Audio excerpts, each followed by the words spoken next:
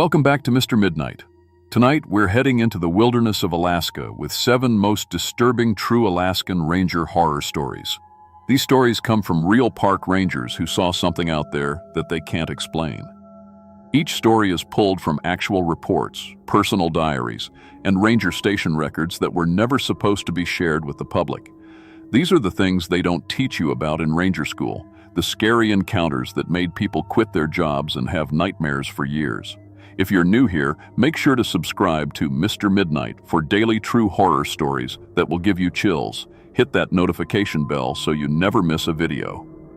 Now, let's dive into these terrifying ranger stories from Alaska, where the trails disappear, your phone stops working, and something is always watching you from the dark forest.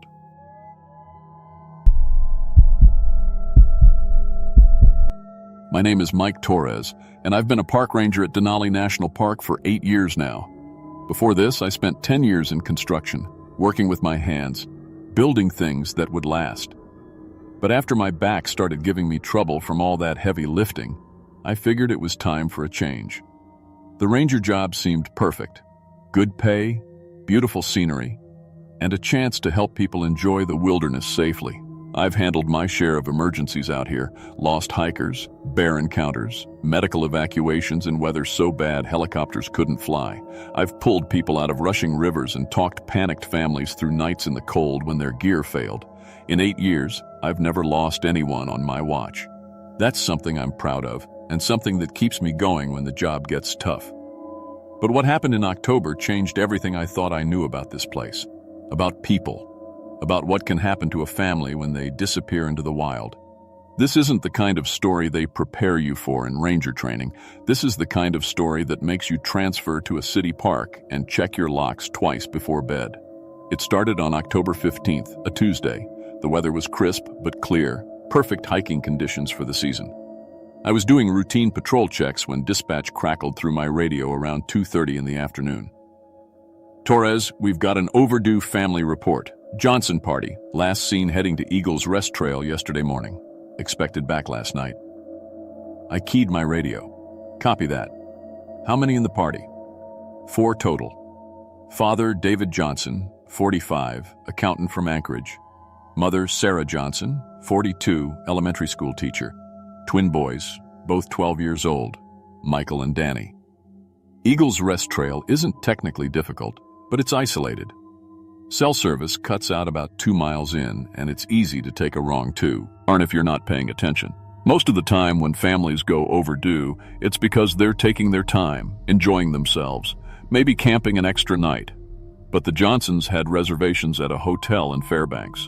They wouldn't just decide to stay longer without calling. I drove my patrol truck to the trailhead and immediately spotted their car, a blue Honda Pilot with Alaska plates. What caught my attention right away was that all their gear was still inside. Emergency beacon, first aid kit, extra food, even their heavy jackets were sitting in the back seat. Nobody heads into backcountry without their emergency gear, especially not with kids. I radioed it in. Base, I'm at the Eagle's Rest trailhead. Vehicle confirmed, but all emergency equipment is still in the car. That's unusual. Copy, Torres. Any signs of struggle? I walked around the car, checked the doors, looked at the ground. Everything seemed normal except for the abandoned gear. Negative on struggle. Vehicle's locked, no damage. Just seems like they left in a hurry or maybe thought they were only going for a short walk. I grabbed my pack and emergency gear and headed up the trail. The first mile was normal. Packed dirt path, clear trail markers, nothing out of place. But around mile 2, I found their backpack, or what was left of it. The blue fabric was shredded, torn in long strips like something with claws had gone after it. But it wasn't scattered around like you'd expect from a bear attack. The remains were placed carefully beside the trail, almost stacked. I keyed my radio. Base, found torn backpack about 2 miles in. Fabric looks shredded by claws, but the placement is weird. Not scattered like animal attack. Torres, are you seeing bear sign in the area? I looked around carefully. No scat, no claw marks on trees, no paw prints in the soft dirt. Negative on bear sign. Whatever did this, I'm not seeing the usual evidence. That's when I found the blood trail. Not much blood, just drops here and there leading off the main path into thicker forest. But something about it felt wrong. Bear attacks are messy, chaotic. This blood trail was almost neat, like drops from a minor cut, not a mauling. I followed it for about a quarter mile before I found more of their gear scattered through the trees. A water bottle here, a granola bar wrapper there, one of the boys' baseball caps hanging from a low branch. But again, everything was placed, not dropped, like someone was leaving a trail of breadcrumbs. I radioed base again. Found more gear scattered off trail. Blood trail leads this direction, but this doesn't look like a bear attack. Whatever did this was methodical, not frenzied. The sun was getting low, and protocol said I should head back and return with a full search team in the morning. But something in my gut told me the Johnson family didn't have until morning. I was back on the trail at first light, this time with backup coming in from the south entrance. But I wanted to check the area where I'd lost the blood trail the night before. That's when I found their campsite. It was about a half-mile off the main trail, in a small clearing next to a stream. Perfect camping spot. Level ground, fresh water, protected from wind. And their tent was set up perfectly. Guy lines tight, rain fly properly secured, sleeping bags arranged neatly inside. Base, I found their campsite. Tent is set up. Looks like they spent at least one night here. Any sign of the family? I walked around the campsite carefully. The fire ring had cold ashes, maybe a day old. Cooking gear was laid out like someone had been preparing breakfast but never finished. No signs of struggle, no blood, nothing disturbed. Negative on the family. But Base, this is strange. Everything looks normal, like they just stepped away for a few minutes. That's when I started noticing the tracks. In the soft dirt around their campsite, I could see boot prints from Fu, or different people. 2 adult sizes, 2 smaller ones that matched kids' shoes. The family had definitely been here. But there were other tracks too. The strange tracks were barefoot, human-sized but with toes that seemed too long, spread too wide. And they didn't follow any normal walking pattern.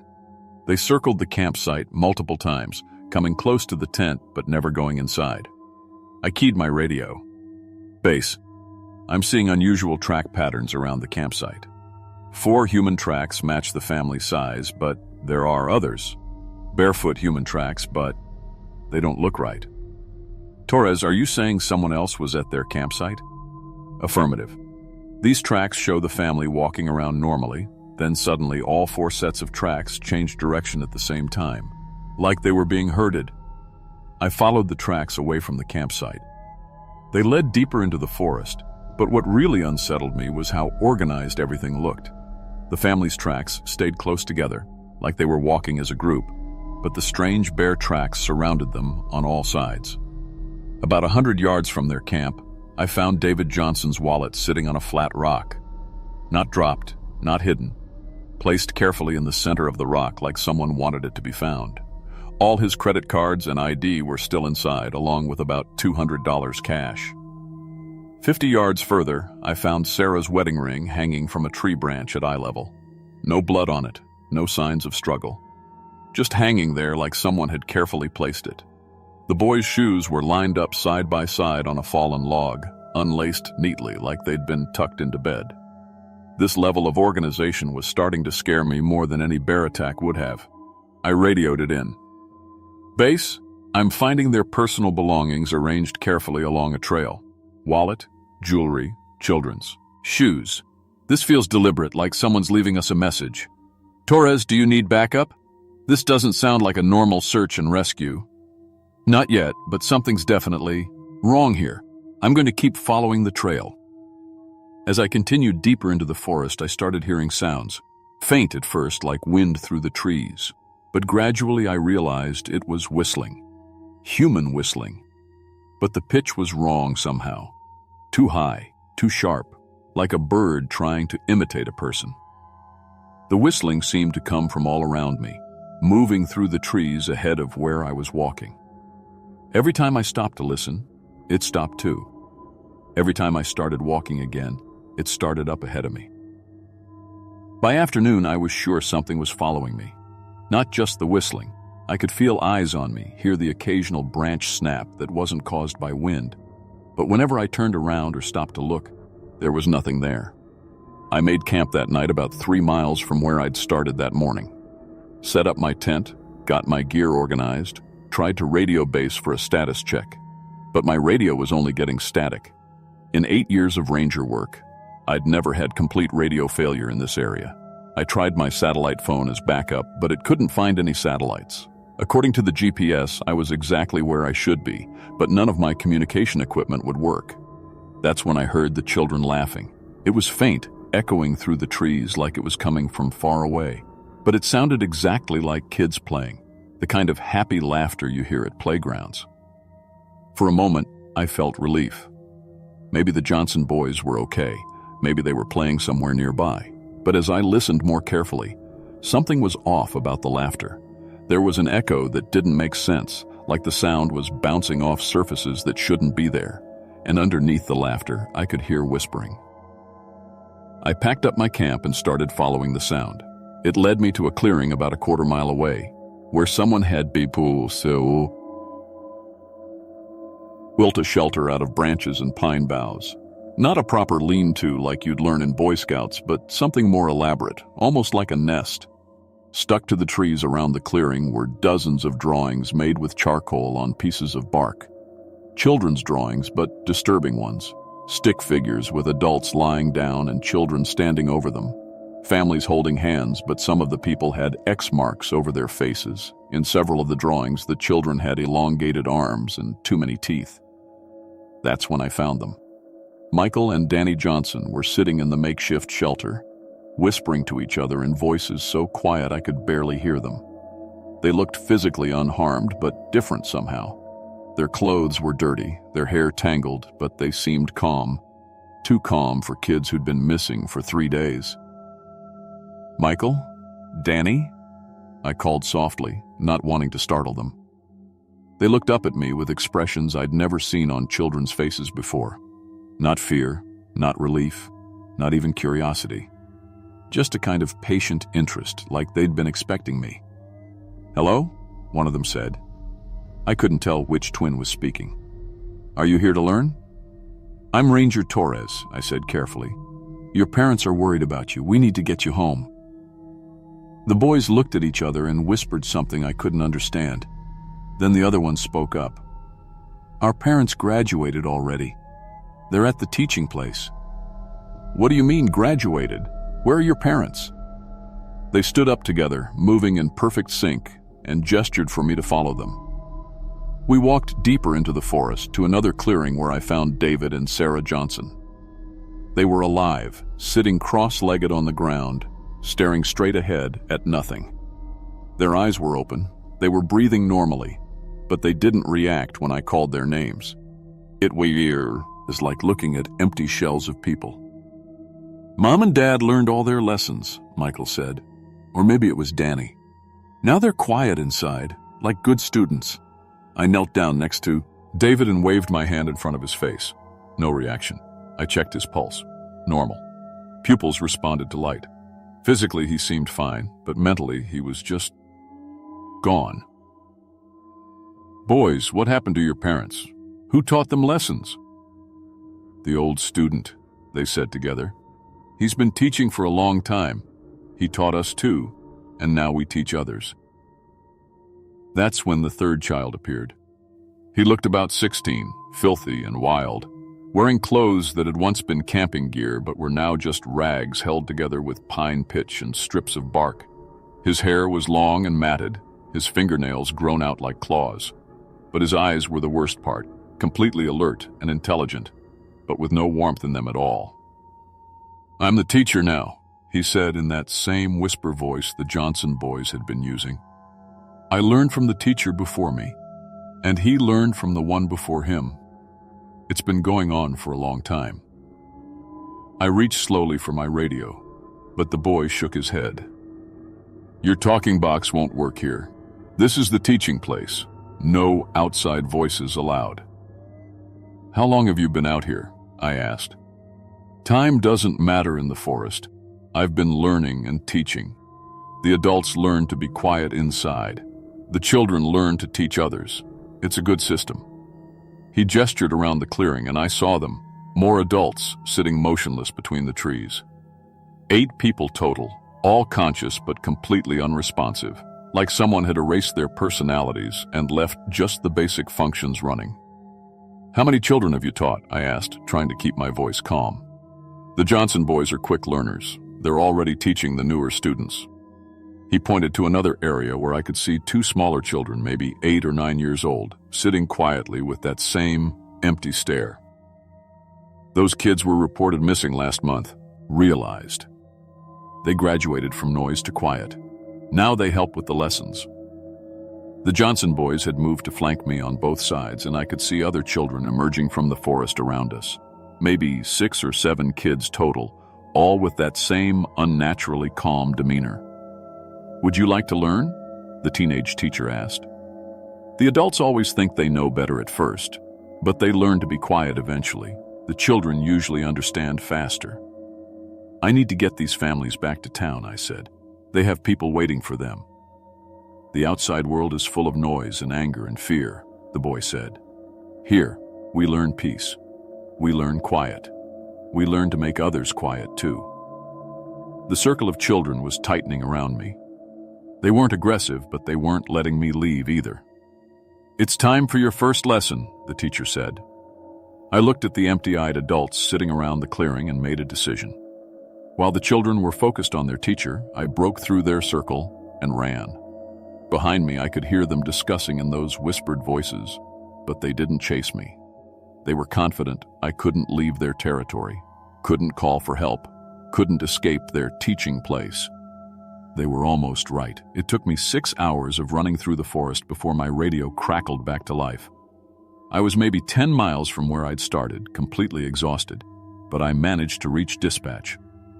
"Base, this is Torres. Emergency. Need full search and rescue, plus FBI Child Crimes Unit. I found the Johnson family and others. We have a situation." The rescue operation took 2 days to organize. When we went back with 20 rangers, state troopers, and federal agents, we found all of them. 12 adults sitting motionless in the forest clearings, 9 children who had to be physically carried out while they whispered about incomplete lessons. The adults never recovered. They're in long-term psychiatric care now, conscious but completely unresponsive to any outside stimulus. The doctors say their brains show normal activity, but it's like their personalities were just erased. The children required years of therapy. Most of them eventually remembered their real names, their families, pieces of their lives before the forest. But none of them could explain exactly what happened in those clearings, or how one missing teenager had managed to teach so many people to become empty shells of themselves. I transferred to a city park in Anchorage 3 months later. I can't work in isolated areas anymore. At night, I still hear children's laughter echoing in my dreams, and sometimes I catch myself listening for whispered voices teaching lessons I never want to learn. The teenage teacher was never found. Sometimes I wonder if he moved on to start a new school somewhere else, or if he's still out there in Denali, waiting for the next family to wander off the main trail. Either way, I'll never forget the sound of those children whispering, or the sight of adults who had learned to be quiet inside. Some kinds of teaching should never happen, and some students should never graduate.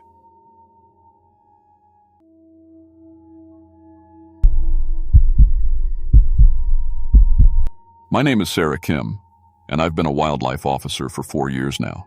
Before this job, I worked in retail for 6 years, but I always loved the outdoors. I wanted a job where I could help people and protect nature at the same time. I've handled lost hikers, angry bears, and even some drug dealers hiding in the woods. I thought I'd seen everything the wilderness could throw at me. But what happened last month at Glacier Bay National Park changed everything I believed about human nature and love itself. It was a Tuesday morning when my radio crackled to life. "Sarah, we've got a missing persons case. Couple named David and Lisa Chen, 5 days overdue from a camping trip." 5 days is bad. Really bad. In my experience, if someone's been missing that long in the wilderness, you're usually looking for bodies, not survivors. I loaded up my truck with search gear, GPS unit, first aid kit, emergency radio, flares, and enough water for 2 days. The drive to their last known location took about an hour through winding mountain roads. The whole way there, I kept thinking about all the things that could go wrong on a camping trip. Bear attacks, falls, getting lost, hypothermia. The wilderness doesn't forgive mistakes. The Chens had planned a 3-day trip to celebrate their 8th wedding anniversary. According to the file, they were experienced hikers with proper gear. David worked for an insurance company. Lisa was a nurse. They seemed like smart people who knew what they were doing. When I found their campsite, everything looked perfect. Too perfect. Their tent was still set up exactly right, guy lines tight, rain fly properly secured. Inside, both sleeping bags were still zipped up like they'd never been slept in. Their camp stove sat clean on the picnic table next to unopened cans of food. Even their toiletries were arranged neatly by the tent. But here's what really bothered me. Both their cell phones were sitting right there on the table, full batteries. I checked the last messages they'd sent, normal stuff to friends and family about having a great time, beautiful weather, see you soon. Next to the phones were their car keys, wallets, and ID cards, all arranged in a neat little row like someone had organized them on purpose. I've been doing this job long enough to know that people don't just vanish into thin air, leaving everything behind, especially not experienced campers. Even if they went for a hike and got lost, they'd take their phones and water bottles. But their water bottles were still at camp, full. Back at the office, I started digging through missing persons reports for the area. What I found made my stomach turn. 6 other couples had gone missing in the same general area over the past 2 years. All of them experienced hikers. All of them found with their campsites undisturbed and valuables left behind. All of them disappeared on clear weather days when conditions were perfect for hiking. I spread the files across my desk and started looking for connections. The couples were all different ages, from different cities, different backgrounds. But they had one thing in common. They were all celebrating something. Anniversaries, engagements, new jobs, happy couples on special trips. That's when I decided to visit the local shops where these couples might have stopped for supplies. At Murphy's General Store, the owner, an old guy named Pete, remembered the Chens right away. "Nice couple," he said. "They came in 3 days before they went missing. Bought some extra batteries and trail mix. But what I really remember is this young man who was helping them." Helping them how? Kid was maybe early 20s, clean cut, very polite. He overheard them asking about campsites and jumped right in with recommendations. Cannot do everything about the trails, which spots were best for privacy, where to see wildlife. Really helpful kid. Pete described the young man. Average height, brown hair, drives an old pickup. Truck. He'd seen him around town for about 2 years, always friendly, always eager to help campers find the perfect spot. He recommended that same campsite to all of them, didn't he? I asked, though I already knew the answer. Pete nodded slowly. Now that you mention it, yeah. Always said it was perfect for couples. Private, romantic, great views. I spent the next week tracking down witnesses from the other missing couples cases. Same story every time. The helpful young man would strike up conversations with couples, learn they were celebrating something special, then recommend his favorite secret campsite. Every single time, it was the same isolated spot where the Chens had disappeared. I decided to check the area more carefully. This time, I brought my partner Jake, and we spent hours combing through the woods around the campsite. That's when Jake spotted something that made us both freeze. "Sarah, you need to see this." Hidden about 50 yards up the hillside, camouflaged with branches and leaves, was a trail camera. Professional grade, the kind hunters use to track deer movements. It was positioned to have a perfect view of the entire campsite. My hands were shaking as I removed the memory card. Back at the office, we loaded the footage onto my computer. There were hours and hours of recordings going back months. Most of it was just empty forest, but then we found the files from when the couples were there. The footage showed exactly what you'd expect at first. Couples arriving, setting up camp, cooking dinner, going to sleep. Normal camping stuff. But then I noticed something that made my skin crawl. In several shots, you could see a figure watching from the trees.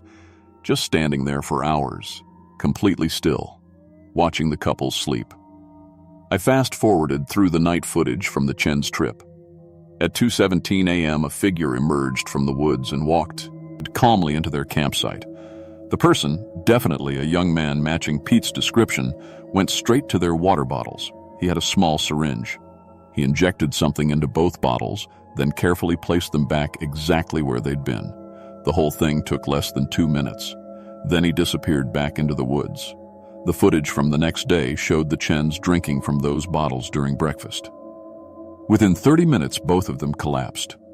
I called for a forensics team to test the water bottles we'd found at the campsite. The results confirmed what I already suspected: powerful sedatives that caused temporary paralysis while keeping the victim conscious. The couples hadn't died quickly from exposure or animal attacks.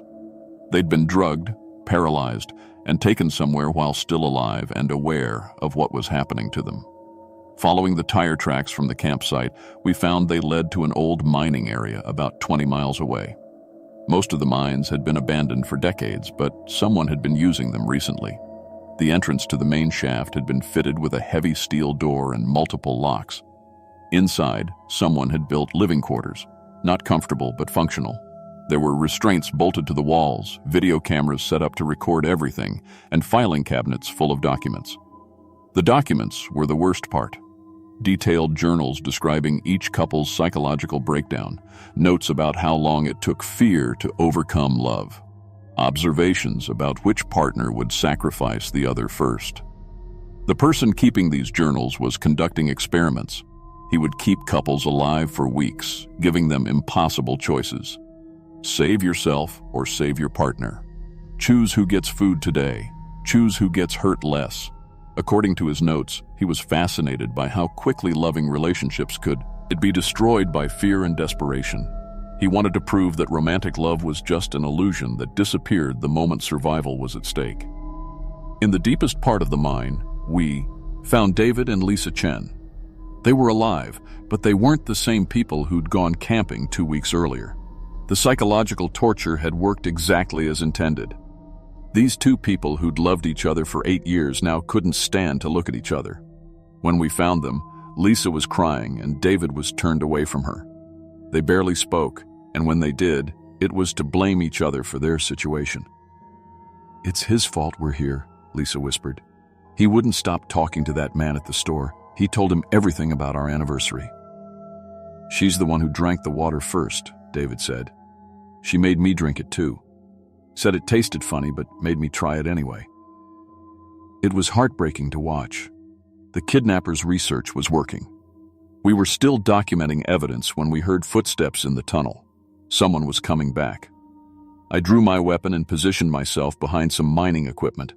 The young man who walked in looked exactly like Pete had described: clean-cut, average height, completely normal-looking.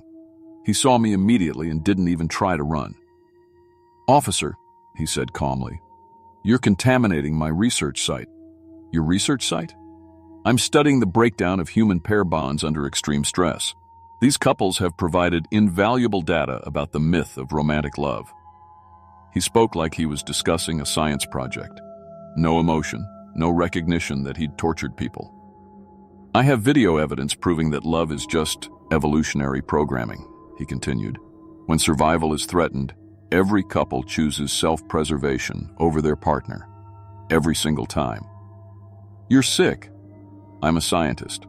I was a psychology graduate student before I began this research. My professors wouldn't approve my dissertation on the illusion of love, so I had to gather data independently." He was completely calm, even proud of what he'd done. He started showing me video clips on his phone, footage of other couples he'd captured, breaking down, turning on each other. "See? Love dies the moment you introduce real consequences. I can make any couple hate each other in less than 2 weeks." I managed to keep him talking while backup arrived. He seemed genuinely excited to explain his methods to someone. He thought he was making important scientific discoveries. When my partner arrived with the state police, we arrested him without incident. He continued talking about his research the entire time, completely unaware that what he'd done was evil. We found 4 other couples in different parts of the mine complex, all alive, but all psychologically destroyed. 8 people who'd loved each other enough to go on romantic trips together, now unable to stand being in the same room. The man's name was Marcus Webb, 24 years old. He'd been a psychology graduate student at the State University until he dropped out 2 years ago. His professors remembered him as brilliant, but obsessed with proving that human emotions were just biological tricks. Marcus was declared mentally competent to stand trial.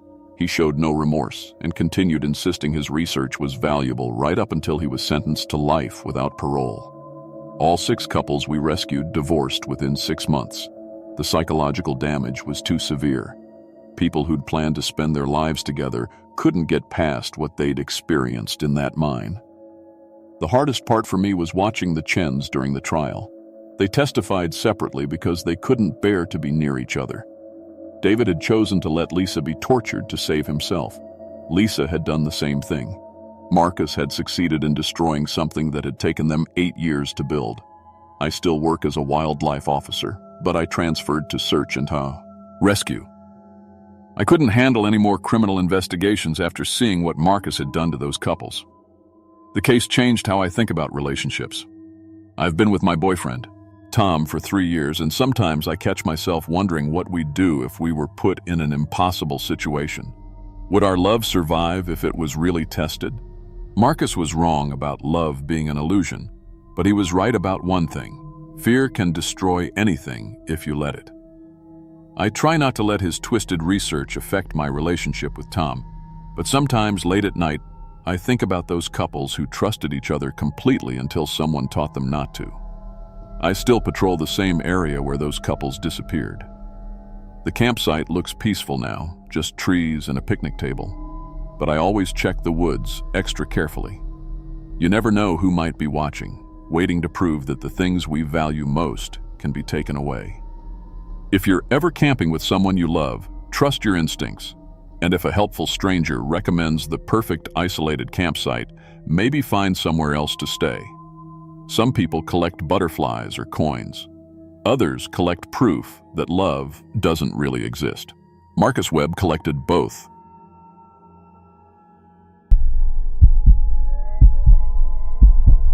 My name is Tommy Rodriguez, and I've been a delivery driver for Northern Supply Company for 6 years now. I drive the remote routes up in Alaska, the ones nobody else wants. Cabins so far out you need GPS coordinates just to find the driveway. Most drivers quit after their first winter, but I grew up in Minnesota. Cold doesn't scare me, or at least it didn't used to. I've delivered everything from medicine to generators to families living 50 miles from the nearest neighbor. I've driven through ice storms that turned my windshield into a sheet of white. I've pulled trucks out of ditches when the temperature hit 40 below. The company trusted me with the hardest routes because I always got through. But what happened during that blizzard 3 months ago changed everything I thought I knew about being alone in the wilderness. Sometimes the most dangerous predators aren't the wolves or bears you expect. Sometimes they walk on 2 legs and smile when they meet you. February 15th started like any other delivery day. I left Anchorage at 6 a.m. with a truck full of supplies heading to 4 remote cabins. The weather report showed clear skies all week, perfect conditions for the mountain routes. I had cases of canned food, propane tanks, batteries, and medical supplies. Standard winter survival stuff for people living off the grid. The first 3 stops went smooth. Each cabin took about 30 minutes to unload, and the families were always grateful. These weren't crazy survivalists or anything, just regular people who liked their privacy and didn't mind chopping their own firewood. Good people who tipped well and always offered coffee. My last stop was the Henderson Place, about 60 miles northeast of the 3rd cabin. I'd been there twice before. Nice older couple who ran a small hunting lodge in the summer. The road up there was rough, even in good weather. A sing. Leland dirt track that wound through thick pine forest for 8 miles. Around noon, I was halfway to the Henderson cabin when the sky went dark. Not like clouds moving in, like someone turned off the sun. Within minutes, snow started falling so thick I could barely see my hood ornament. The temperature dropped 20 degrees in 10 minutes. I'd been driving these routes long enough to know when to push through and when to stop. This wasn't a normal storm. The wind hit like a wall, rocking my truck so hard I thought it might tip over. Snow piled up on my windshield faster than the wipers could clear it. I couldn't see 5 feet ahead. I tried calling dispatch on my radio but got nothing but static. My GPS started glitching, showing my location jumping around like I was teleporting. My phone had no signal, which was normal this far out, but the emergency satellite phone wouldn't connect either. 20 minutes into the storm, I had to make a choice. Keep driving blind and risk going off the road, or find shelter and wait it out. I knew there was a supply cabin about 2 miles ahead, not the Henderson place, but an old hunting cabin that most drivers knew about. It was kept stocked for emergencies just like this. I crept forward at maybe 5 miles per hour, following the road more by feel than sight. When I finally saw the cabin through the snow, I was so relieved I almost cried. I parked as close as I could get and grabbed my emergency bag from behind the seat. The wind was so strong it nearly knocked me down walking to the door. The cabin was unlocked like always, but when I stepped inside and shook the snow off my jacket, I realized I wasn't alone.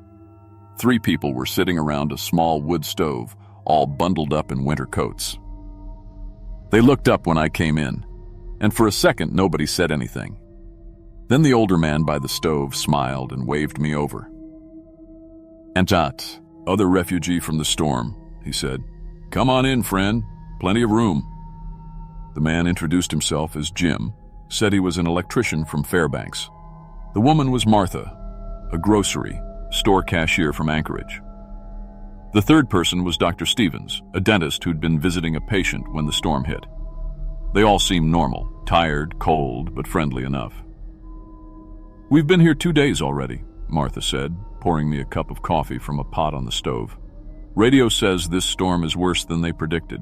Could be here for a while." I was grateful for the company. Being stuck alone in a cabin for days wasn't something I looked forward to. We spent the evening sharing food and stories. Jim talked about rewiring old cabins. Martha complained about rude customers. Dr. Stevens told funny stories about nervous patients. Everything seemed perfectly normal. But on the 3rd day, I started noticing things. Jim told me he was from Fairbanks, but later mentioned growing up in Anchorage. When I asked about it, he laughed and said he misspoke. But then he mentioned a restaurant in Fairbanks that I knew had been closed for 5 years. When I brought that up, he got quiet and changed the subject. Martha said she worked at a grocery store, but when she described her daily routine, it didn't match anything I knew about retail work. I'd worked at a supermarket in college. Her stories didn't add up. She talked about inventory systems that didn't exist and policies that made no sense. Dr. Stevens kept asking weird questions about my delivery route, not casual conversation, detailed questions about timing, locations, what kinds of supplies I carried. When I asked why he was so interested, he said he was thinking about moving somewhere remote and wanted to know about access to supplies. By the 4th day, I was getting paranoid. Maybe it was cabin fever or the stress of being trapped, but something felt wrong. These people knew each other better than they were letting on. I'd catch them exchanging looks when they thought I wasn't watching. They'd stop talking when I entered a room. That night, I pretended to sleep but kept one eye open. Around 2 a.m., I saw Martha get up quietly and start going through my jacket pockets. She was careful, gentle, checking my wallet, my phone, even my key ring. She wrote something down in a small notebook, then put everything back exactly where it was. My heart was pounding, but I forced myself to keep pretending to sleep.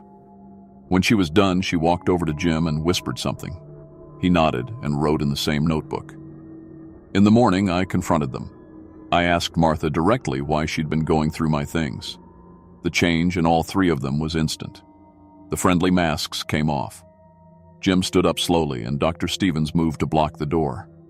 Martha just smiled. Not a nice smile.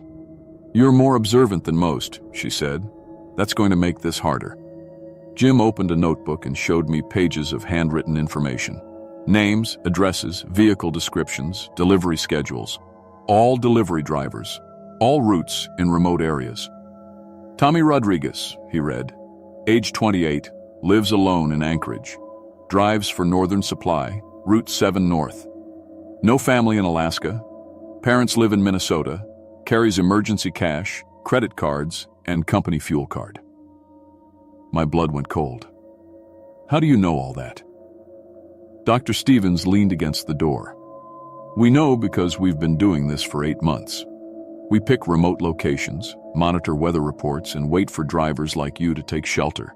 We pose as fellow travelers, gain your trust, then take everything you have. The storm, I said. You knew this storm was coming. We've been here for a week, Jim said. We know these weather patterns. We stock the cabin with food, make ourselves comfortable, and wait. Drivers always come to this cabin during bad storms.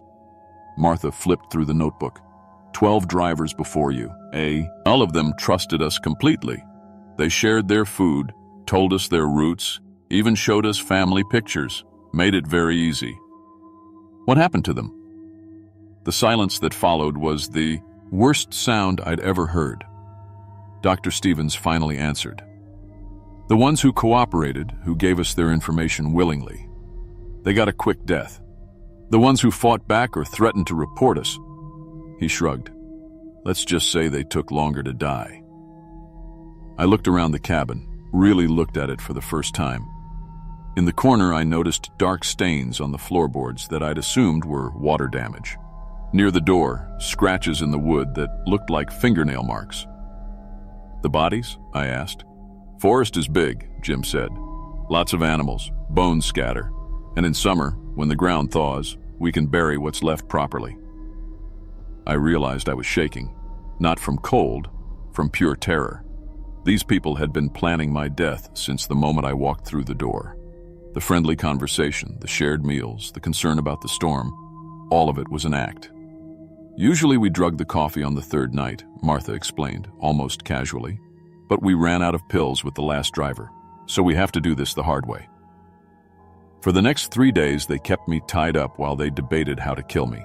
They took shifts watching me, and they didn't bother being quiet about their plans. Jim wanted to make it look like I froze to death in the storm. Just drag my body outside and let the cold do the work. But Martha thought that was too risky. Search teams might find the body too close to the cabin. Dr. Stevens had a more elaborate plan.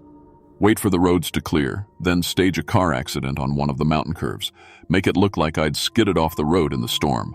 But that meant keeping me alive for potentially another week, and they were running low on food. The worst part was listening to them talk about the other drivers. They remembered details about each one, who cried, who begged, who tried to fight. They talked about the murders Leah's. Key, they were discussing the weather. On the 7th day, they made a mistake. The storm had finally stopped, and they were getting ready to move me.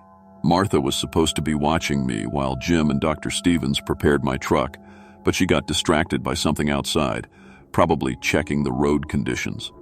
I'd been working on the rope around my wrists for days. It was tighter than they thought, but I'd managed to loosen it just enough. When Martha turned her back, I slipped free and ran for the cabin's back storage room. There was an old hunting radio in there, the kind that ran on hand crank power. I locked the door and started cranking, trying every emergency frequency I could remember.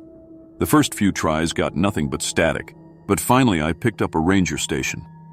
"This is an emergency," I said when someone answered. "3 people are holding me prisoner at the hunting cabin on Moose Creek Road, mile marker 8. They've murdered at least 12 other people. I'm Tommy Rodriguez, Northern Supply driver. Please send help immediately."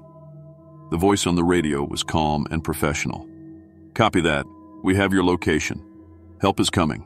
Stay on the line." I could hear Jim and the others pounding on the storage room door. They were shouting, threatening to kill me slowly if I didn't open up. Dr. Stevens was trying to break the door down with an axe. The radio operator kept me talking, asking for descriptions of the suspects and details about the murders. I told him everything: the notebook, the victims, the body disposal methods. I was still talking when I heard helicopter rotors overhead. When the rescue team broke down the cabin's front door, all 3 of my captors tried to flip the story. They claimed I was a dangerous criminal who'd attacked them and held them prisoner. They said I'd threatened to kill them and they'd been trying to defend themselves. But the evidence was overwhelming. The notebook with victim information, the suspicious stains on the floor. Most damning of all, when police searched the forest around the cabin, they found remains from multiple bodies. Jim, Martha, and Dr. Stevens, whose real names turned out to be different from what they'd told me, were all convicted of multiple counts of murder. The investigation eventually linked them to 16 different disappearances over the past 2 years. The official inquiry cleared me of any wrongdoing, but the experience changed everything. I can't drive the remote routes anymore. Every time I see an isolated cabin or meet stranded travelers, I remember that friendly conversation around the wood stove. I remember how normal they seemed. I took a job driving local deliveries in Anchorage now. City routes, lots of traffic, plenty of witnesses. I know it makes me look weak. The guy who used to drive the hardest routes in Alaska, now afraid to leave the city. But I don't care what people think. The worst part isn't the nightmares or the paranoia. It's knowing that for 6 days I was completely fooled. These weren't monsters or criminals who looked dangerous. They were ordinary people who could carry on normal conversations while planning your murder. Sometimes I wonder about the other drivers, the ones who didn't make it out. Did they realize what was happening? Or did they trust these people right up until the end? Did they die thinking they'd found help in the storm, or did they know the truth? I still get Christmas cards from some of the families on my old routes. They ask when I'm coming back, say they miss seeing me. I never know how to respond. How do you explain that you're afraid of the very isolation that used to make you proud? The 3 killers are all serving life sentences without parole. But sometimes when I'm driving through Anchorage and I see someone stranded by the roadside, I wonder if there are others out there. Other smiling faces hiding murder in their hearts, waiting for the next storm to bring them another Vic.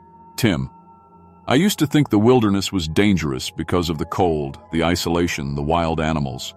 Now I know the truth.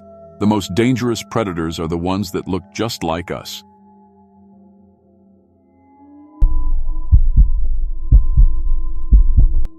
My name is Paul Johnson, and I've been a park ranger at Mount McKinley for 12 years now. Before this, I spent 15 years as a mechanic, working on everything from pickup trucks to heavy construction equipment. I thought I'd seen it all. Broken parts, dangerous situations, people making bad choices. But nothing prepared me for what I found in the wilderness 3 months ago. Sometimes, the scariest monsters aren't the ones hiding in the forest. Sometimes, they're the ones hiding inside people's minds. It was early October when I got the call about the overdue expedition group. Dr. Elizabeth Cray was supposed to return with her 6 patients after a 2-week wilderness therapy trip. They were already 4 days late, and the weather was getting worse. I knew Dr. Cray by reputation. She was a psychiatrist who specialized in trauma recovery. She'd been bringing small groups into the wilderness for years, using nature as a way to help people heal from terrible experiences. Car accidents, military combat, violent crimes. She helped people who had seen the worst life could offer. The plan was simple. Take my ATV as far as the old logging road would allow, then hike the remaining 8 miles to their last known campsite. I packed extra food, medical supplies, and emergency radio equipment. The temperature was dropping fast and snow was coming. The forest felt wrong from the moment I started hiking. Too quiet. No birds singing, no small animals rustling in the bushes. Even the wind seemed to hold its breath. After 20 years in these woods, I know when something's off. I found their first campsite around noon. The fire pit was cold but organized. Neat piles of firewood, a well-dug latrine, everything clean and proper. These people knew what they were doing. But there were strange markings carved into a nearby tree. Symbols that looked almost military, like rank insignia. 3 miles deeper, I found the second campsite. This one was different. The fire pit was bigger, surrounded by logs arranged in perfect rows like chairs in a meeting room. More carved symbols on multiple trees arranged in a pattern that reminded me of a military command structure. Someone had been organizing these people like soldiers. The third campsite told a darker story. Food wrappers were scattered around, but not equally. Some spots had lots of empty packages, others had almost none. Someone was controlling who ate what. And there, carved deep into a large oak tree, were the words, "The weak must be removed." I found Dr. Cray's journal at the fourth campsite, hidden under a pile of rocks near the creek. The leather cover was water damaged, but most of the pages were readable. What I read made my blood run cold. The early entries were normal, professional notes about her patient's progress. She wrote about Jake, a military veteran dealing with combat trauma; Maria, a young woman recovering from a violent assault; 4 others, all working through their own demons with Dr. Cray's help. But as the days went on, the tone changed. The controlled, clinical language of a trained therapist slowly gave way to something else: fear, confusion, growing desperation. Day 16. Jake has taken over food distribution. When I questioned his rationing system, the others sided with him. Maria said, "I don't understand survival priorities. These are my patients. How did I lose control so quickly?" Day 24. Jake has them marching in formation each morning. He's assigned ranks to everyone except me. They call him Commander now. When I tried to reinstate therapy sessions, they laughed. Maria said my weakness training had held them back long enough. Day 30. They voted to reduce my food rations. Jake convinced them I'm dead weight, that my psychology training makes me weak. And they're not wrong about being weak. I can barely hold this pen steady, but they're wrong about everything else. This isn't healing, this is madness. My hands were shaking as I read. These weren't the words of a professional having normal workplace problems. This was someone slowly losing control of a dangerous situation. Day 38. They burned my therapy materials today. All my notes, my books, my treatment plans. Jake said they were mental poison, keeping the group dependent. The others cheered as the flames ate through years of my work. I've lost them completely. Day 44. Jake says we're never going back to civilization. He's convinced them that the outside world made them weak, that trauma was supposed to make them strong. They're planning a permanent settlement. When I mentioned the search parties that would come looking for us, Maria just smiled and said, "Let them come." The handwriting got worse with each entry. Dr. Cray was starving, exhausted, and terrified.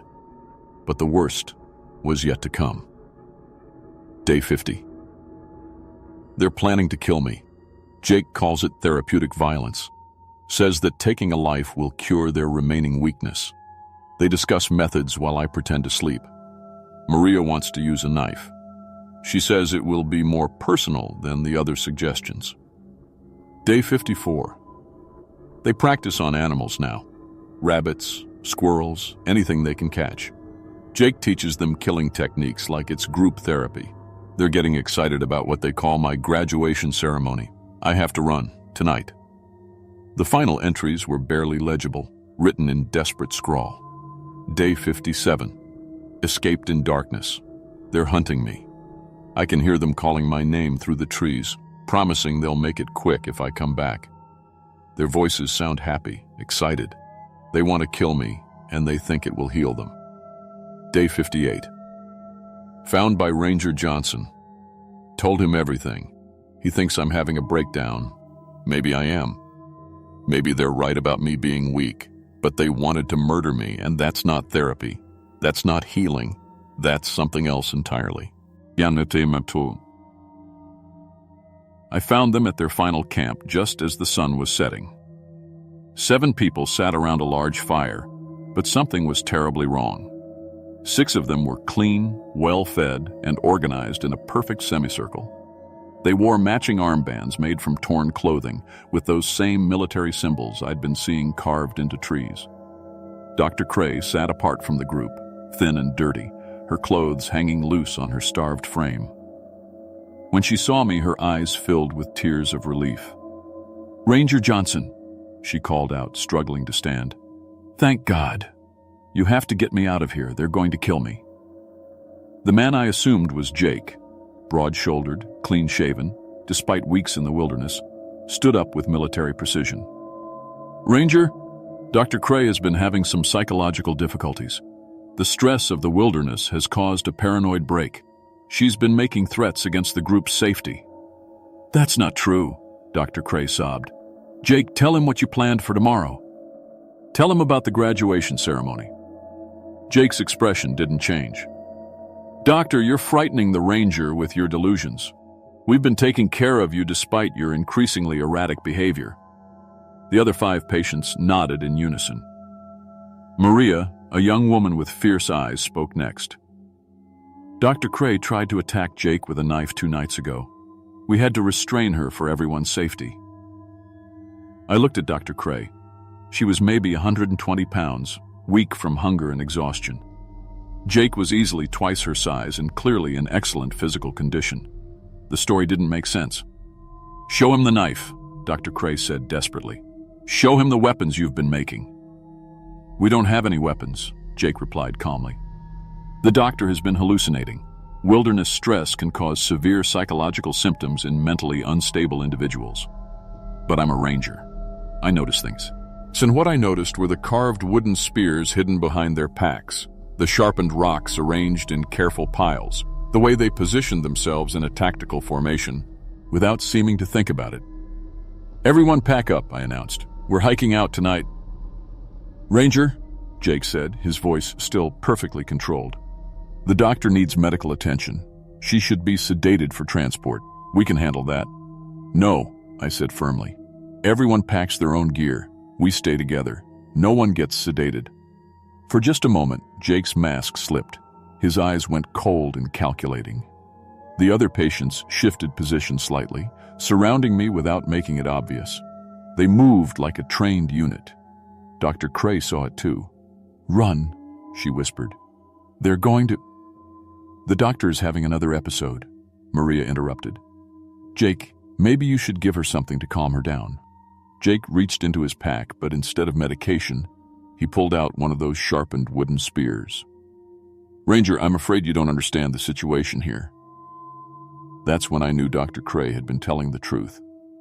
These people weren't patients anymore. They were something else.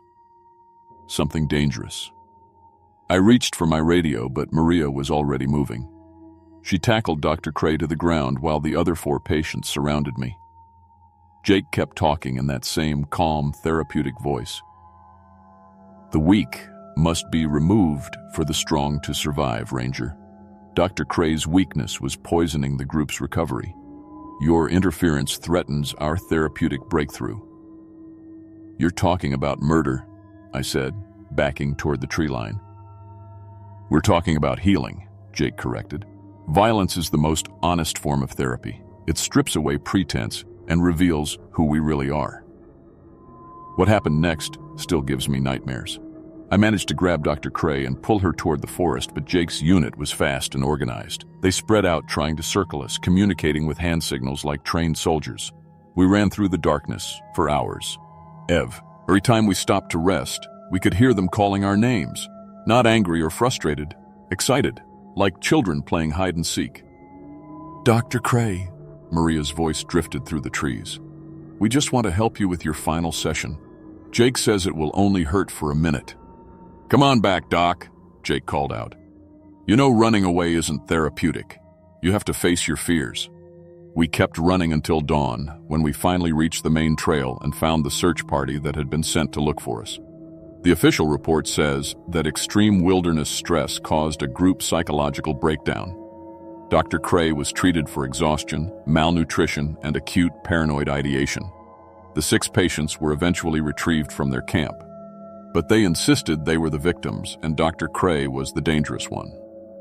All 6 patients required months of intensive psychiatric treatment to break what doctors called induced group psychosis and survival cult conditioning.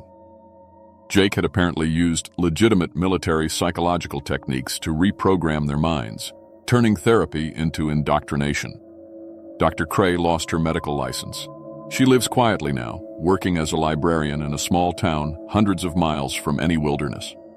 When I called her last month to check on her, she said she still has nightmares about what her patients became out there. The patients all recovered eventually.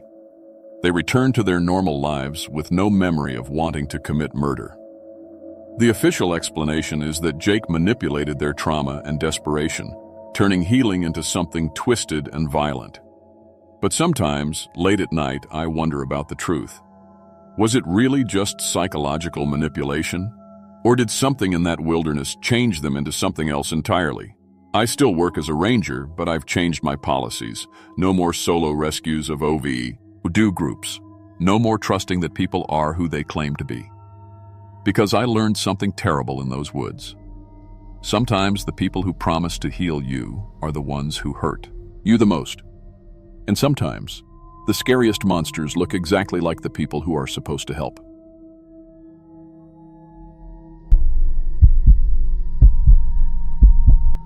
My name is Rebecca Stone, and I've been a park ranger for 10 years. Before that, I was a social worker for 8 years, helping kids who had nowhere else to go. I thought I knew what evil looked like. I thought I'd seen the worst that people could do to children. But what happened 3 years ago in the Alaska wilderness showed me I was wrong. Dead wrong. Some monsters don't hide under beds. They hide behind smiles and official papers. I should have known something was off the moment I saw that camp. It was late June, and the summer season was just starting. I'd gotten reports from hikers about illegal camping in the protected area near Devil's Creek. People aren't supposed to set up permanent camps there. It's protected wilderness. My job is to check these things out, issue warnings, and make sure people follow the rules. I'd been doing this kind of patrol for years. Usually it's just families who didn't read the signs properly, or college kids who thought they could party wherever they wanted. Easy stuff. Write a warning, explain the rules, send them to the proper campgrounds. Nothing I couldn't handle.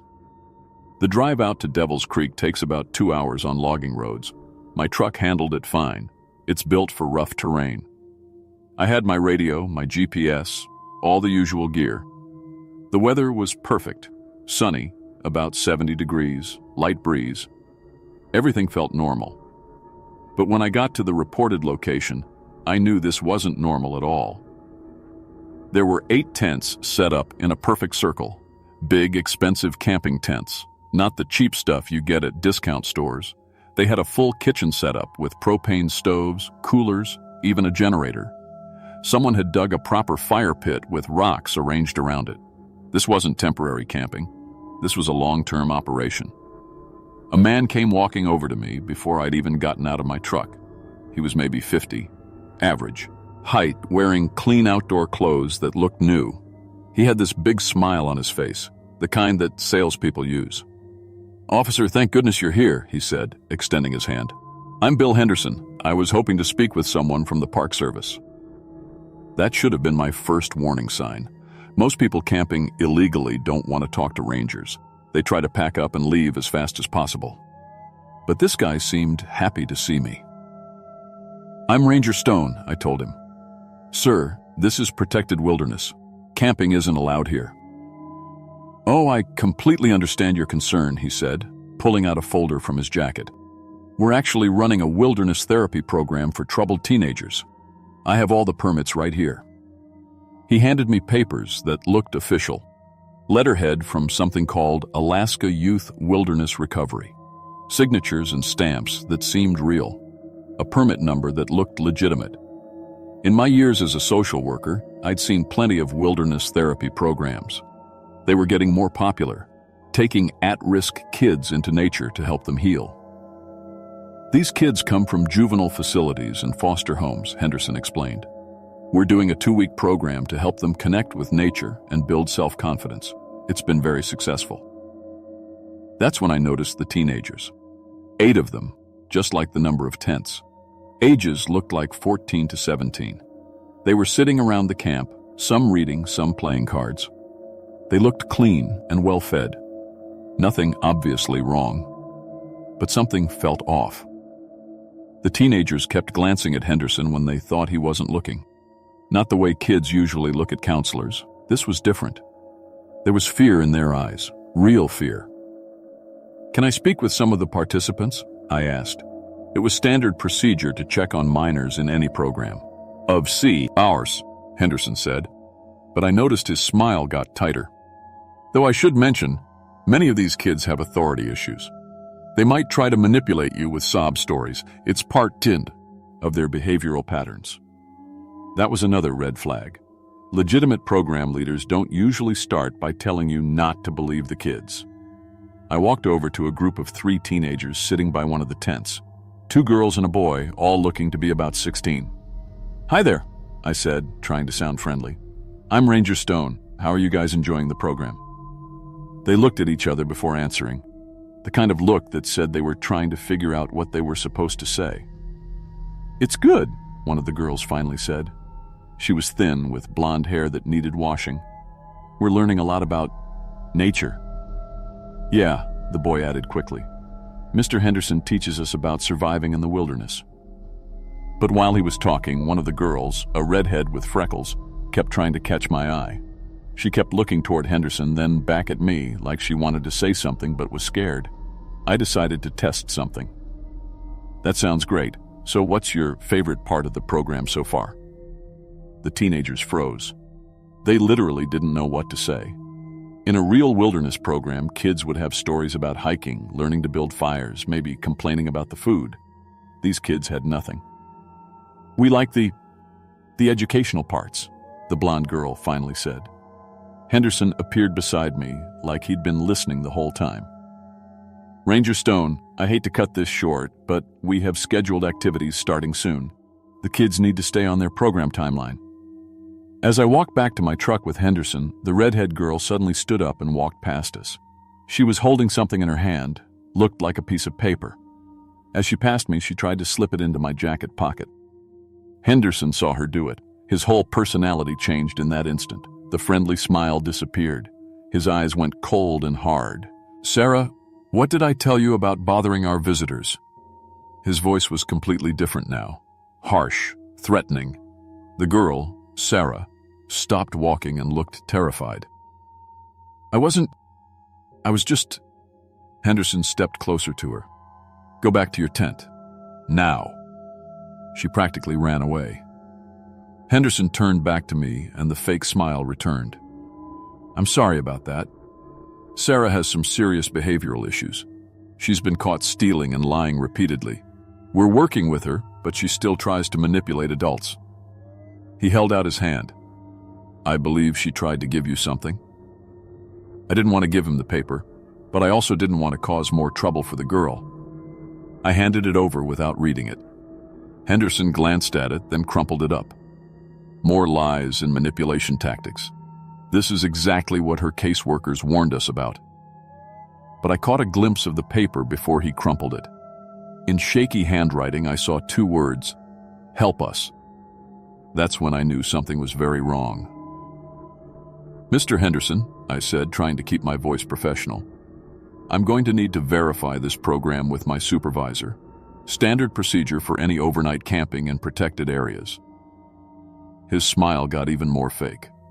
"Of course, Ranger Stone, though I should mention this program operates under federal jurisdiction due to our funding sources. Your local office might not have the details." He was giving me the runaround, and we both knew it. "I'll be back tomorrow to follow up," I told him. "We'll be here," he said. But something in his voice said they wouldn't be. I drove back to the ranger station with my head spinning. Everything about that camp felt wrong, but I couldn't put my finger on exactly what. The papers looked real. The man seemed to know what he was talking about, but those kids were scared, and that note. Back at the station, I called my supervisor, Tom Martinez. He'd been a ranger for 20 years and had seen everything. "Tom, I need you to help me check on a wilderness therapy program," I said. "Something doesn't feel right." "What's the organization?" he asked. "Alaska Youth Wilderness Recovery.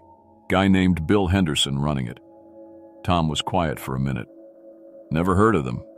Let me make some calls." An hour later, Tom called me back. "Rebecca, there's no registered organization by that name in Alaska. No Bill Henderson licensed to run youth programs. No permits issued for wilderness therapy in that area." My blood went cold. "Tom, there are 8 teenagers at that camp.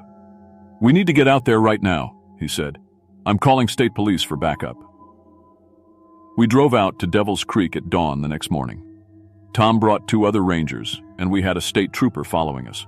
I was hoping I was wrong about everything, hoping there would be some simple explanation. But when we got to the campsite, it was empty. Not just empty, cleared out like no one had ever been there. The fire pit was cold and scattered. No tent marks in the dirt. No trash. Nothing. If I hadn't seen it myself, I would have thought I'd imagined the whole thing, except for 3 teenagers sitting by the creek. They were in bad shape, really bad shape. Skinny like they hadn't eaten in days, dirty and weak. One of them was the redhead girl, Sarah, who had tried to give me the note. The state trooper and I ran over to them while Tom radioed for medical support. "Sarah," I said, kneeling down beside her. "Where is everyone? Where's Mr. Henderson?" She looked at me with hollow eyes. "He left," she said, her voice barely a whisper. "He took the others and left us because we're too sick to travel." "How long have you been out here?" the trooper asked. 3 years, said one of the boys, a kid who looked maybe 15 but seemed older. "He brought us here 3 years ago." That's when they told us the real story. Bill Henderson wasn't running a wilderness therapy program. He was kidnapping runaway teenagers and hooded, Mellis kids from cities, kids who wouldn't be missed. He'd find them at bus stations, shelters, anywhere desperate kids gathered. He'd offer them food and a place to stay. Once he got them isolated in the wilderness, he put them to work. Illegal logging, mining operations, 12 hours a day of hard labor with almost no food. He sold the timber and minerals and kept all the money. The kids couldn't escape because they were miles from anywhere, and Henderson had convinced them their families didn't want them back anyway. He'd tell them they were criminals now, that they'd go to prison if they tried to leave. And if they tried to run, he'd track them down and bring them back for punishment. Beatings, days without food, worse things that some of the kids couldn't even talk about yet. "How many others were there?" I asked. Sarah started crying. 23 kids over 3 years. Some of them aren't alive anymore." "What do you mean?" "Kids who tried to escape too many times," she whispered. "Henderson said they ran away, but we found places in the woods where he buried them." The trooper was already on his radio calling for detectives and search teams. Over the next 2 weeks, they found 4 burial sites in the wilderness around Devil's Creek. 4 teenagers who had died trying to get free. The investigation revealed that Henderson had been running this operation for years, moving from state to state, always targeting kids who wouldn't be reported missing. They caught him trying to cross into Canada with the 5 teenagers he'd taken when they fled the camp. He's serving life in prison now without parole. Multiple counts of kidnapping, human trafficking, sexual abuse, and murder. But here's the thing that still haunts me. I almost walked away. I almost believed his story about wilderness therapy. If that girl hadn't been brave enough to slip me that note, if I hadn't trusted my instincts that something was wrong, Henderson would have disappeared with those kids forever. I went into social work to help children. I became a ranger to protect people. But that day, I almost failed at both. I almost let a monster convince me he was a hero. The 3 kids we rescued are doing better now. Sarah aged out of foster care and is in college studying to become a social worker herself. She calls me sometimes to tell me about her classes, but the 5 teenagers Henderson took when he fled, we never found them. They're still out there somewhere, or they're not out there at all. Since then, I've become an advocate for missing runaway teens. I helped create new protocols for verifying any wilderness youth programs in our area. Real programs now have to register with local authorities and allow unannounced inspections. But I still patrol those same wilderness areas, and every time I see a camp that's not supposed to be there, my heart starts racing. Every time someone shows me official-looking papers and gives me explanations that sound too smooth, too rehearsed, I remember Bill Henderson. Because the scariest monsters aren't supernatural. They're the ones who look normal. They're the ones who know exactly what to say to make you trust them. They're the ones who prey on society's most vulnerable people. Kids who have nowhere to go and no one looking for them.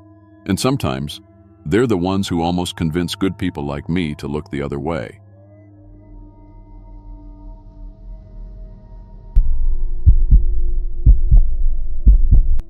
My name is Jake Morrison, and I've been a senior ranger at Chugach National Forest for 14 years. Before this job, I spent 8 years as a logger, so I know these woods better than most people know their own backyards. I've pulled lost hikers out of blizzards, tracked down missing kids, and dealt with everything from angry bears to drug dealers using our trails. I thought I'd seen it all. But what happened 3 months ago during a search and rescue operation changed everything I thought I knew about what lives in these forests.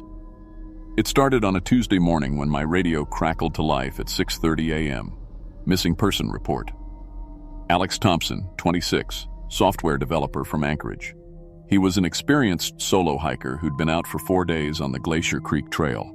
His GPS tracker showed normal progress for the first 3 days, steady movement, regular check-ins, everything by the book. Then his emergency beacon went off at 2:17 a.m. that morning. One burst of signal, then nothing. Complete radio silence. I grabbed my gear and headed to the ranger station. Within 2 hours, I had a 6-person search team ready to go. We had Mike Rodriguez, our best tracker, Sarah Chen with her medical training, and 4 volunteers from the local search and rescue group. Everyone was experienced. Everyone knew the drill. The weather was perfect. Clear skies, 65 degrees, light breeze. The kind of day that makes you forget how dangerous these mountains can be. We loaded up the trucks and headed to Thompson's last known position, about 12 miles up the Glacier Creek Trail. When we found his campsite, everything looked normal at first. His tent was properly set up, guy lines tight, rainfly secured. His backpack sat neatly beside the tent, food properly stored in a bear canister 20 feet away. His sleeping bag was laid out inside the tent like he'd planned to use it. But Alex son wasn't there. "His boots!" Sarah called out from behind the tent. "Look at this!" We all turned. Thompson's hiking boots were hanging from tree branches 15 feet off the ground. Both boots, laces still tied, like someone had just stepped out of them and floated up into the trees. Mike was already on his knees, studying the ground around the campsite. "Jake, you need to see this." The footprints were impossible to miss once you knew what to look for. Barefoot human prints, but bigger than any human foot I'd ever seen. 18 inches long, 8 inches wide, with clearly defined toes. The stride length was enormous. Each step covered nearly 6 feet of ground. "What do you think?" I asked Mike. He'd been tracking for 20 years, worked with the state police on criminal cases. "If these belonged to a person, they'd have to be 9, maybe 10 feet tall," he said, shaking his head. "But look at the depth. Whatever made these weighs at least 400 pounds. The tracks led away from the campsite, heading deeper into unmarked wilderness. As we followed them, we started noticing other things. Tree branches broken off at heights that would require incredible reach. Large stones, some weighing 200 pounds or more, moved from their natural positions and stacked in deliberate patterns.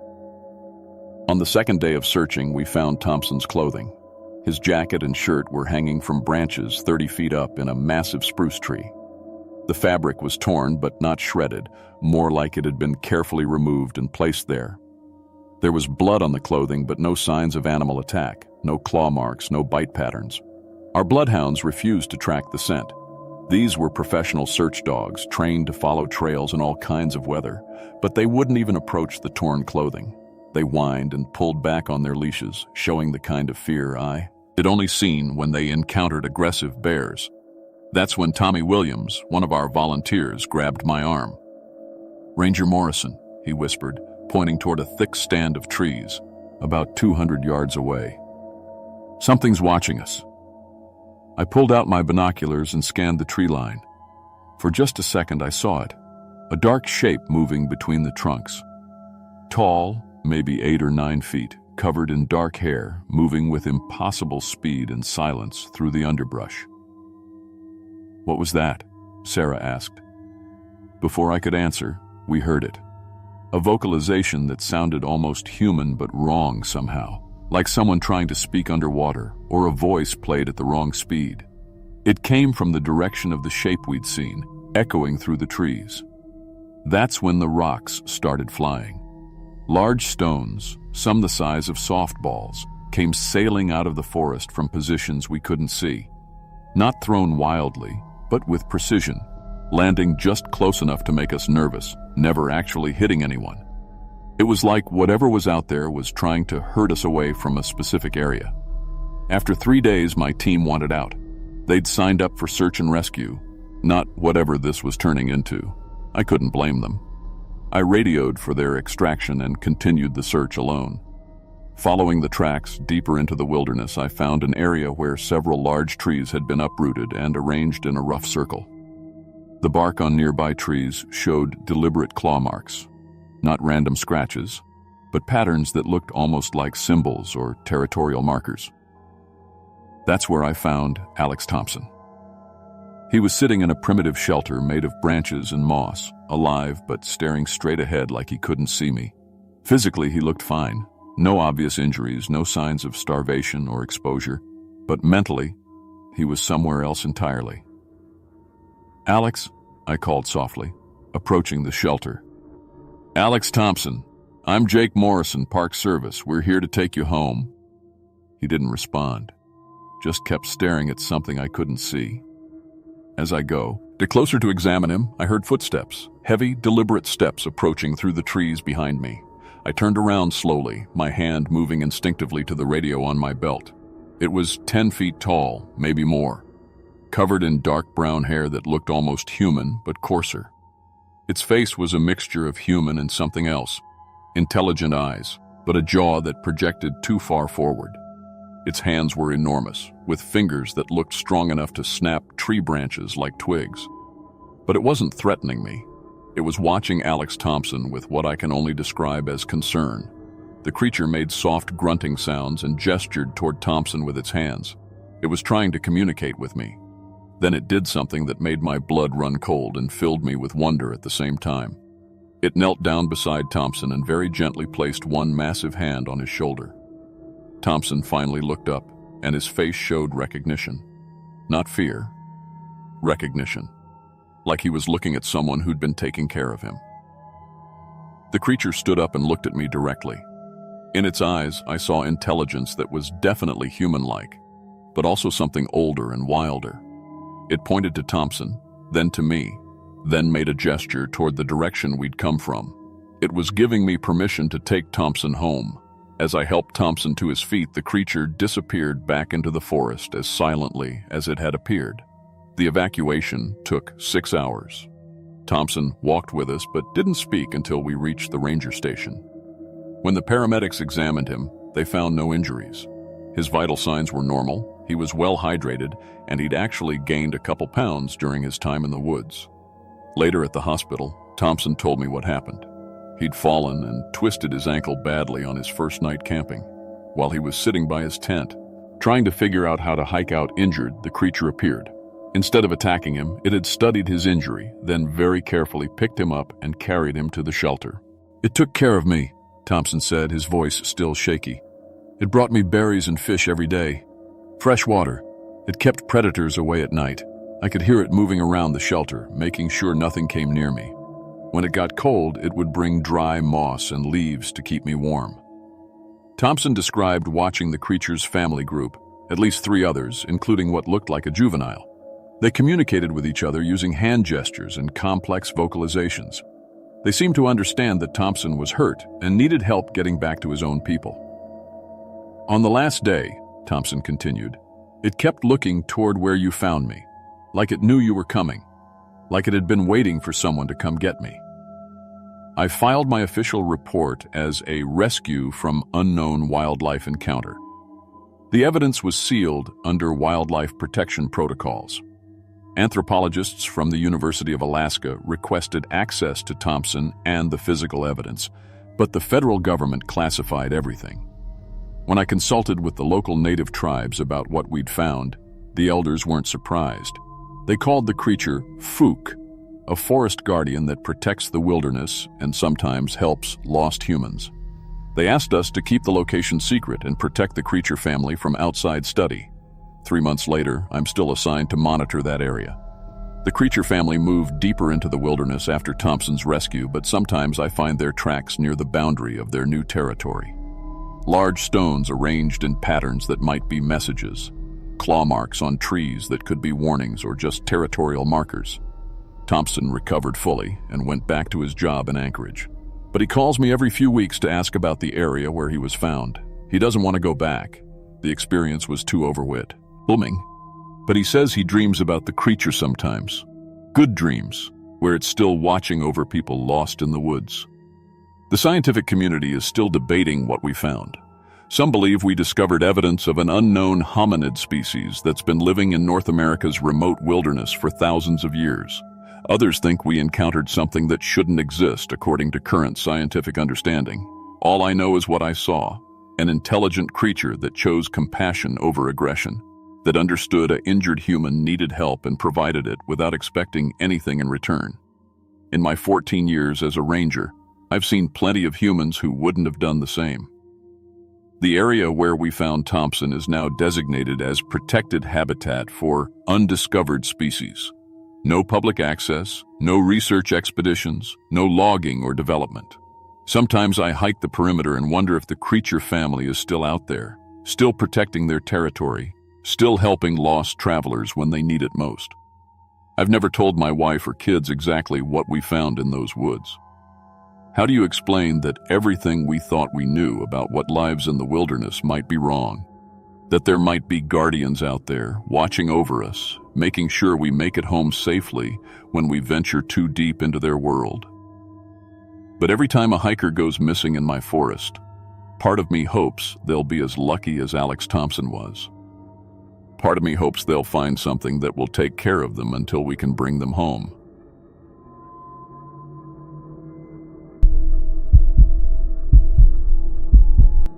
My name is David Chen, and I was a park ranger for 6 years.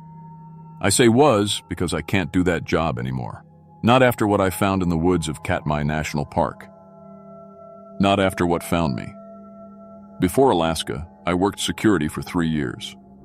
Mall security, dealing with shoplifters and drunk kids. I thought that was the worst humanity had to offer. I was wrong about a lot of things back then. I came to Alaska because I wanted to protect something beautiful. The wilderness seemed pure, untouched. I thought the biggest dangers were bears and weather. I thought wrong about that too. What happened last month changed everything. Not just what I believe about the world, but what I believe about myself. Because the thing in those woods, it didn't just watch me. It got inside my head. And I'm starting to think it never left. October 15th started normal. Night patrol in Sector 7, 40 miles from civilization. Just me, my truck, and a Sony recorder for documenting wildlife sounds. Standard assignment. The moon was full, which should have been perfect. But something felt off from the moment I parked at the trailhead. The forest was too quiet. In 6 years, I'd never heard silence like that. I hiked 2 miles to Silver Creek Ridge and set up my equipment. That's when I heard them. Wolf howls about half a mile north. Normal pack behavior. 5 animals, maybe 6. I made my notes. 10:30 p.m. Wolf pack, standard territorial calls. Everything by the book. But at 11:15, something else joined in. The howl was wrong. Too deep. Too long, like it was coming from something with a throat the size of a barrel. It lasted 15 seconds. No wolf can sustain a howl that long without breathing. The moment it stopped, every sound in the forest died. Not just quiet, dead. Like someone had turned off the world. But here's what I didn't put in my official report. I could feel it watching me. Even in that complete silence, I knew something was out there, studying me like I was a bug under a microscope. I sat in that dead silence for an hour, and the whole time, I had the overwhelming feeling that I was being evaluated. Like whatever made that sound was deciding what to do with me. When I finally hiked back to my truck, I kept looking over my shoulder. Not because I heard anything, because I could feel eyes on me every step of the way. I should have requested backup, should have reported the incident and stayed away, but I told myself it was just an unusual wolf. I was a professional. I could handle one weird animal. I came back the next night with better equipment. Night vision, sensitive microphones, the works. I was going to document this properly. The wolf pack started howling at 10 p.m., just like before. 47 minutes of normal pack behavior. Then, at 10:47 exactly, that impossible howl cut through the night. This time I was ready with the night vision. I swept the forest where the sound came from, but there was nothing. Just empty trees and shadows. Then I heard the footsteps. Heavy, deliberate steps moving through the forest about 100 yards away. But they weren't random. They were circling me. Whatever was out there was hunting, and I was the prey. I called out, "Hello, Park Service!" My voice echoed back from the trees, but the footsteps stopped. For 5 minutes, nothing. Then branches started breaking. Thick branches that would take incredible strength to snap. The sounds moved in a wide circle around my position, always staying just beyond my flashlight beam. But the worst part was the pattern. The thing wasn't just wandering. It was systematically checking every approach to my position, like it was planning something. After 30 minutes, the sounds stopped, but I could still feel it out there, watching, waiting. Wow. I got back to the station. I called Dr. Sarah Martinez. If there was something dangerous in the park, I needed expert help to identify it. Sarah arrived the next morning with her laptop and analysis software. We played back the recordings in my office, and her reaction to the unknown howl was immediate. "David, this is impossible," she said, staring at her frequency readings. "No known animal can produce sounds in this range. Look, this goes down to 20 hertz and up to 2000 hertz. That's beyond human hearing range on both ends. What could make a sound like that?" Sarah was quiet for a long time. Based on the vocal structure analysis, whatever made this would need vocal cords the size of a human torso, and the lung capacity to sustain it. We're talking about something with a chest cavity larger than a grizzly bear. We spent hours analyzing the audio, but Sarah couldn't identify the source. She'd never encountered anything like it in 20 years of research. "I want to come with you tonight," she said. "This could be a significant discovery." I agreed, but something in my gut told me we were making a terrible mistake. Sarah and I drove out to Sector 7 that evening with thermal imaging and night vision equipment. She was excited about the possibility of documenting a new species. The wolf pack started their usual calls at 9:45. Sarah listened intently, making notes. Everything seemed normal until 11:15. The deep howl echoed across the valley, and Sarah's face went white. That's not possible," she whispered. But this time, we heard something else after the howl, the sound of something hunting, crashing through undergrowth, sounds of pursuit, then terrible sounds I don't want to describe. "We need to investigate," Sarah said. Against my better judgment, we hiked toward the sounds. What we found was a slaughter. A full-grown moose had been torn apart, but not by any normal predator. It looked like it had been ripped in half by something with incredible strength. The ground was soaked with blood and the smell was overwhelming. But the worst part was the trees around the kill site. Deep claw marks ran down the trunks, starting 12 feet off the ground. Each mark was 6 inches long and 3 inches deep, gouged into the wood like it was soft clay. "What kind of claws could do this?" Sarah asked, measuring the marks. I was about to answer when her thermal camera started beeping. "David," she whispered, staring at the screen. "Look." On the thermal display, a massive heat signature was moving through the trees 50 yards away. It was huge, at least 8 feet tall, and it was walking upright. We watched it circle our position for 2 hours. Sometimes we could hear it moving, sometimes just see it on thermal, but it never came close enough for us to see it clearly. "It's studying us," Sarah said. "Look at the movement pattern. It's gathering information." She was right. The thing wasn't just wandering. It was systematically observing us from different angles, like it was learning our behavior. At 1:30 a.m., it moved away and disappeared from our thermal range. "What do you think it was?" I asked on the drive back. Sarah was quiet for a long time. "I don't know," she finally said. "But whatever it is, it's intelligent. And I think it's been watching the park for a long time. I should have left it alone, should have filed my report and transferred to a different park. But I couldn't stop thinking about those intelligent movements, the systematic stalking behavior. I had to know what it was. So I went back alone. The howl started immediately when I arrived, like it had been waiting for me. But this time it sounded different. Not like a territorial call, like a summons. I followed the sound deeper into the forest, recording everything. The creature was leading me somewhere, staying just ahead, calling periodically to keep me on track. After an hour of hiking, I found myself at a cave system I'd never seen before. The entrance was massive, 10 feet wide, 8 feet tall, and the rock around it was covered in old claw marks worn smooth by decades of use. I should have turned back, but my flashlight beam reached into the cave, and what I saw made me forget all about protocol. Bones, human bones. I entered the cave, recording everything. Along the walls were neat piles of bones, not just animals. I found hiking boots, backpack fragments, a ranger's badge from 1987. Personal items that belonged to people who had disappeared in the park over the years. The missing hikers, the vanished researchers, they were all here. But the bones weren't just scattered around, they were arranged, organized by size and type, like trophies, like a collection. That's when I heard breathing behind me. I turned around and something massive was blocking the cave entrance. In the darkness, all I could see were eyes reflecting my flashlight beam. But these weren't animal eyes. There was intelligence in them. Human intelligence. The breathing was deep and rhythmic, like a machine. But there was something else in the sound. Satisfaction. Like it was pleased I had finally come to see its collection. I was trapped with 20 years' worth of victims, and the thing that had killed them all.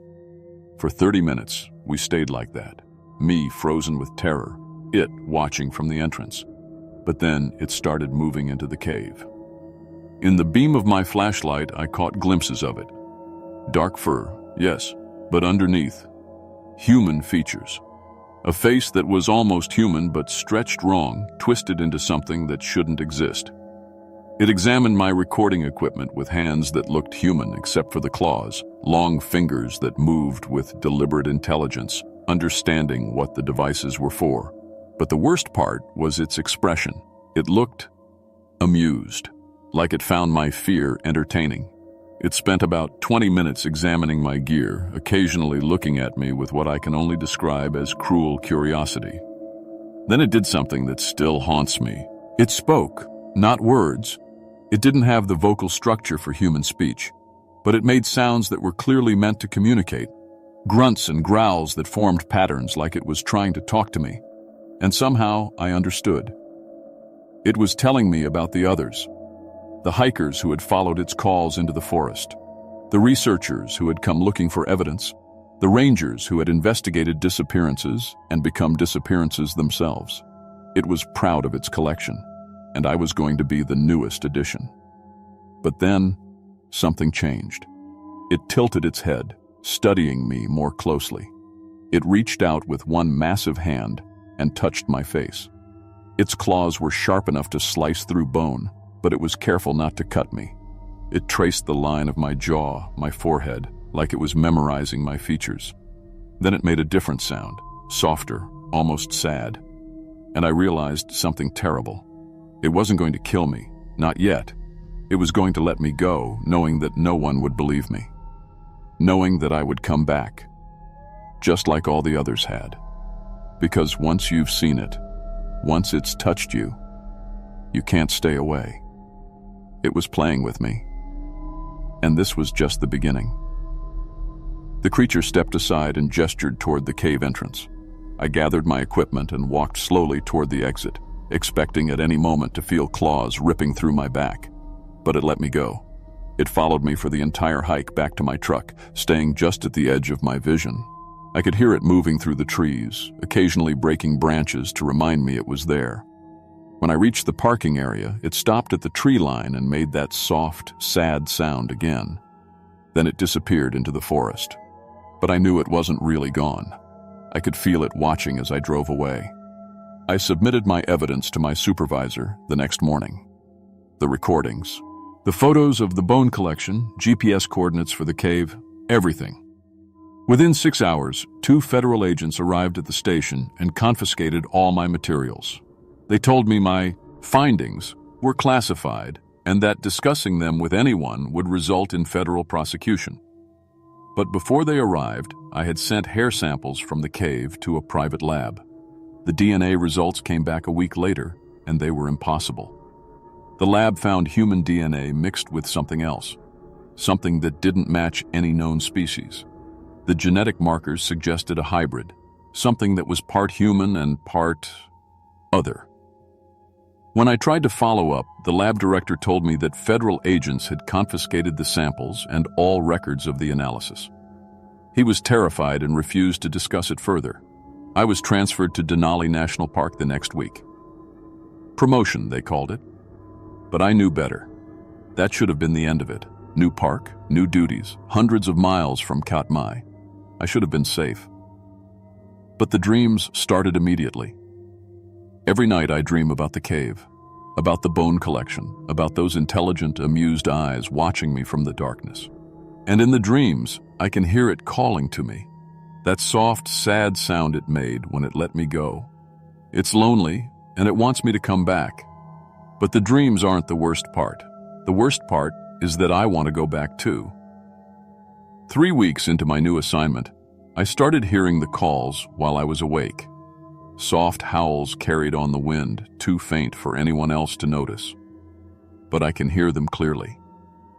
It's calling to me from 300 miles away, and somehow I can hear it.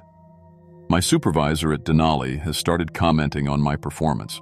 I'm distracted, making mistakes, forgetting protocols.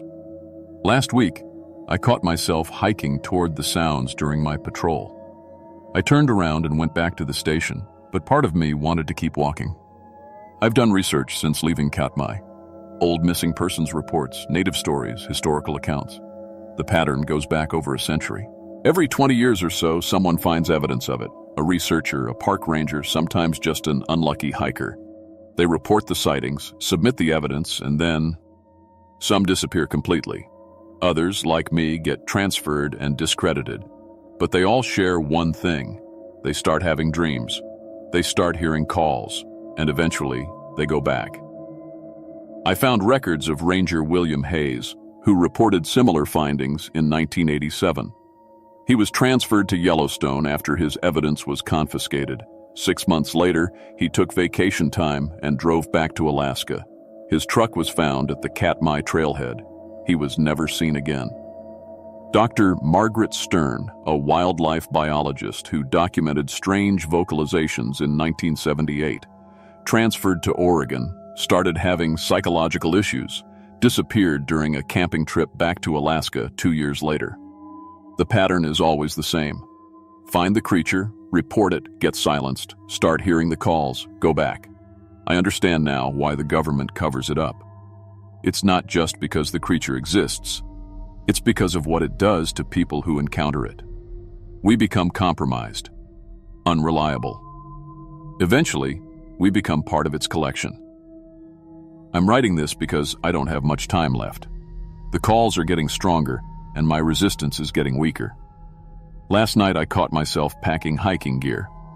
I don't remember deciding to do it, but there it was. My backpack loaded with supplies for a trip to Alaska. I'm fighting the compulsion, but I can feel it growing stronger every day. The creature put something in my head when it touched me, some kind of psychic hook that's slowly reeling me in.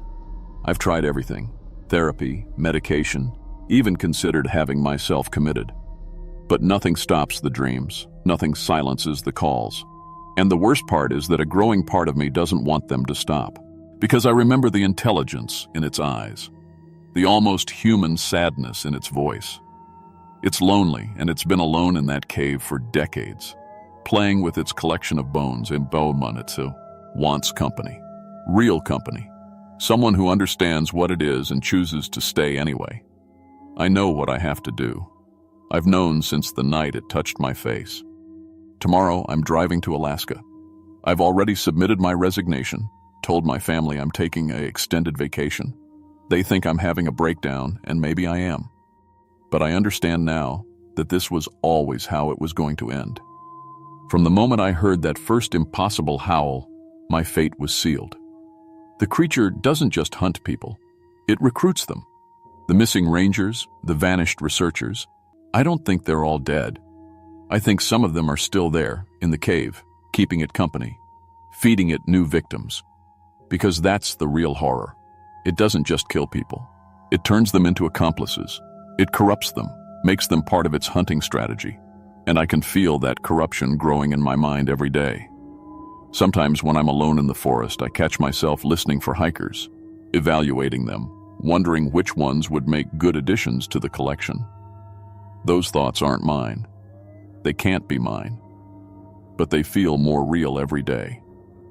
If you're reading this, I'm probably already back in Alaska, already in the cave, adding my bones to the collection, or worse, helping it add other bones. The Park Service will probably file this as another ranger breakdown, another casualty of isolation and stress. They'll never admit the truth about what's in those woods, but if you work in Alaska parks, if you hear impossible howls in the night, if you find evidence of something that shouldn't exist, don't investigate. Don't be curious. Don't be brave. Run. Because once it sees you, once it touches you, you're already part of its collection. The only question is how long you'll fight the inevitable. I fought for 6 weeks. Some people might last longer, but we all end up in the same place. In the dark, with the bones, listening to it call for the next victim. And eventually, we start calling too. The howls you hear in the Alaska wilderness aren't all from wolves. Some of them are from people like me. People who thought they were the hunters until they discovered they were always the prey. This document was found in the abandoned cabin of former park ranger David Chen. Chen was reported missing 3 days later when he failed to return from a hiking trip in Katmai National Park. His vehicle was found at the Sector 7 trailhead. Despite extensive search efforts, no trace of Chen has been found. This is the 4th similar disappearance in the area over the past 30 years. The investigation remains open.